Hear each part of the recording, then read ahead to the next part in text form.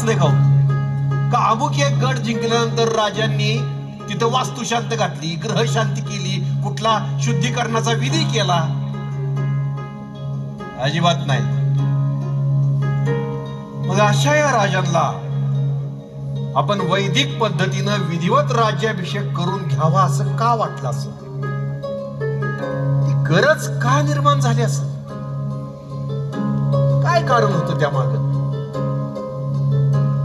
लय interesting story आहे, untold story. ऐका, कानांचे प्राण करून ऐका. इतिहासात लपवली यातना या मातीच्या लेखाची मी किरणमाने सांगतो स्टोरी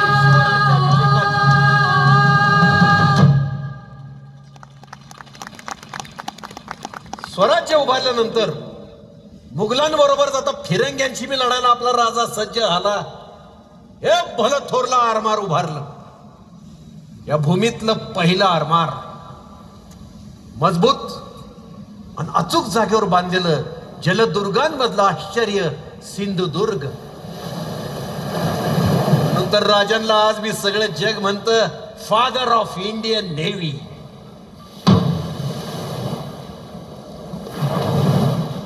एका संध्याकाळी राज या सिंधुदुर्गाच्या बुर्जावर रुबाबात उभं होतं. रेतेच्या घामातनं उभारलेलं हे वैभव दिवसभर लखलखून उजळून काढून जणू त्या दिवशीचा सूर्य मावळत होता. राजा अथांग डोळ्यात न मावणाऱ्या समुद्राकडे एकटक बघत होता. का कुणास ठाऊक मन हळवं झालं होतं राजांचं. शेकडो लढाया, तानाजी, बाजी पासलकर, येल्या मांग, शिवा काशीद, बाजी प्रभू गमावलेला एक एक हिऱ्यासारखा मावळा. स्वराज्यासाठी त्यानं हसत हसत सोडलेला जीव,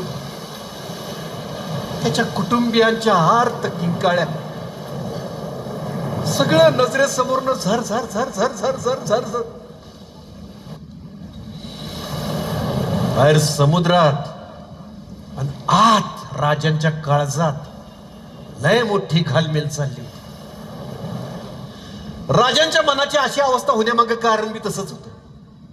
2 दिवसांपूर्वी जवळच्यांनी काळजाव केलेला घाव अजून बी ताजा होता. तर घडलं होतं असं की इतिहासकार गुरुवर्य कृष्णराव केळुसकर यांनी हा प्रसंग लिहून ठेवलाय. राजांनी गडावर भोजनाचा कार्यक्रम आयोजित केला होता. जवळच्या काही सरदारांना मोठ्या प्रेमानं निमंत्रण धाडलं होतं. अहो, कारभाऱ्यांनी राजांसाठी उंच असं देखणं आसन सजवलं होतं.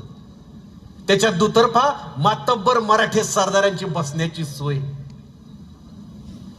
या बसण्याच्या जागेवरनं धुसफूस सुरू झाली.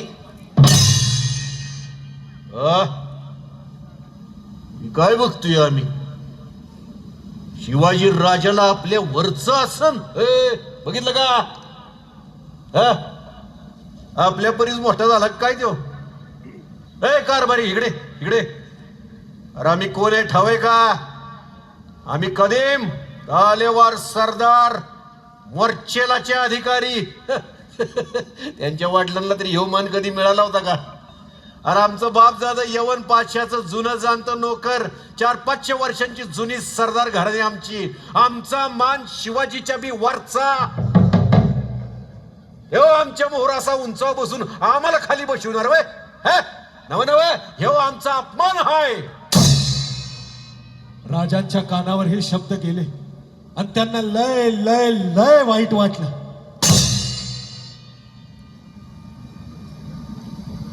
जगदंब जगदंब जगदंब आजवर ज्यांना आम्ही आमचे आमचे म्हणून घेत आलो, ती आमची पदरची माणसं आमच्या विरुद्ध एवढं जहाल विष मनात बाळगून आहेत. यांना आम्ही हरेक प्रकारची मदत केली, मैत्र जपले, प्रेम दिलं, पद दिली, प्रतिष्ठा मिळवून दिली, तरीही हे आमचा उपमर्द करण्याचं धाडस कसं करू शकतात? आम्हास राजा मानायचा यांना कमीपणा वाटतो. जवलीच्या मोरींना शिकवलेला धडा हे विसरले वाटतं.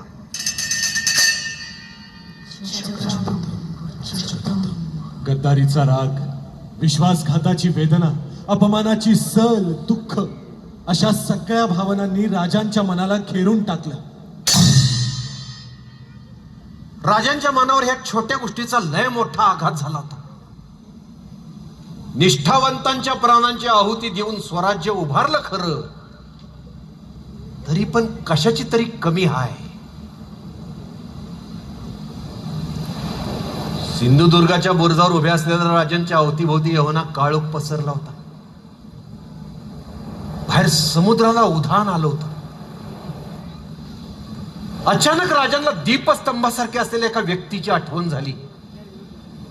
राजांना कायम विचारातून दिशा दाखवणारे गुरुतुल्य जगद्गुरु संत तुकाराम महाराज. उत्तम राजांची लक्षणं सांगणारा तुकोबरायांचा एक अभंग राजांच्या मनात घुमू लागला. धाकुट्याच्या मुखी घास घाली माता, वरी करी सत्ता शहानिया.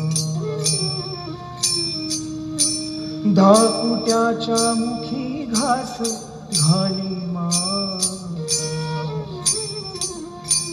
वरी करी सत्ता शहानिया. धाकुट्याच्या मुखी घास घाली माता, वरी करी सत्ता शहानिया. राजानं त्या आईसारखं असावं, जी आपल्या लहान धाकट्या बाळाला एक एक घास मायेनं भरवते. त्याच वेळी थोरलं पोरग जे स्वतःच्या पायावर उभं आहे, त्याला मात्र धाकात ठेवते. तुकोबरायांच्या ह्याच विचारांवर चालत शिवाजी महाराजांनी रयतेतली धाकटी बाळ म्हणजे कोण, गोरगरीब जनता आहे ना, तिला आपल्या लहान बाळासारखं जपलं होतं. एक एक घास मायेनं भरवला होता. पण आता रयतेतल्या थोरल्या दांडग्या पोरांच्या वांडपणाला लगाम घालायची वेळ जवळ आली होती, हे राजांनी ओळखलं. एकीकडे सरदार वतनदारांची ही मुजोरी, तर दुसरीकडे कर्मठ धर्म मार्तंडांचा लय म्हणजे लय निराळाच कहर चालला होता. त्यांच्या अवास्तव धार्मिक बंधनांखाली गोरगरीब रयत अक्षरशः पिचली होती. रयतेला त्यातून बाहेर काढू पाहणाऱ्या जगद्गुरु संत तुकोबरायांचं बी काटा काढायला माग पुढे बघितलं नव्हतं यांनी. अहो, धर्मपीठापुढे खेचून गाथा बुडवायची शिक्षा दिली होती कपट्यांनी. यावेळी झालेल्या अमानुष मारहाणीचं वर्णन तुकोबरायांनी एका अभंगात करून ठेवलंय.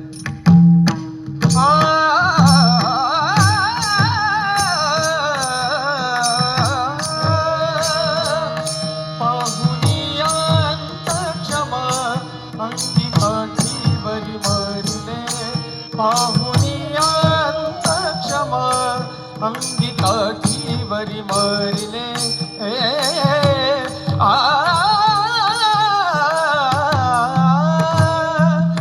शिव्या गाडी नीत नाही बहु फार विटंबिले.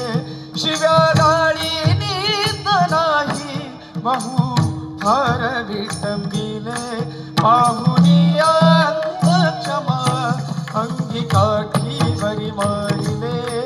पाहुनियांत क्षमा अंगिकाठीवरी मरिले.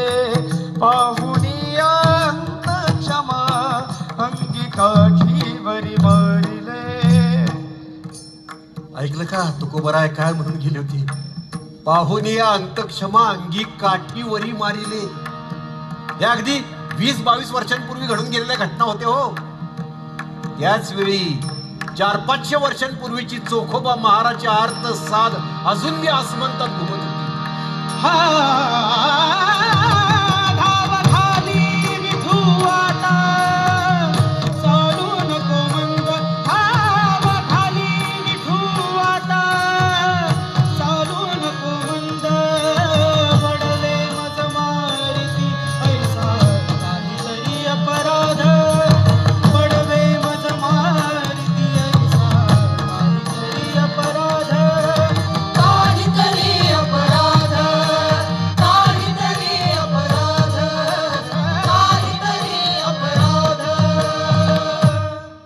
घडवे. अशाच महत्त्वाच्या आणि नवनवीन बातम्या पाहण्यासाठी आमच्या माणदेशी आवाज चॅनलला सबस्क्राईब करा आणि हा व्हिडिओ जास्तीत जास्त शेअर करा.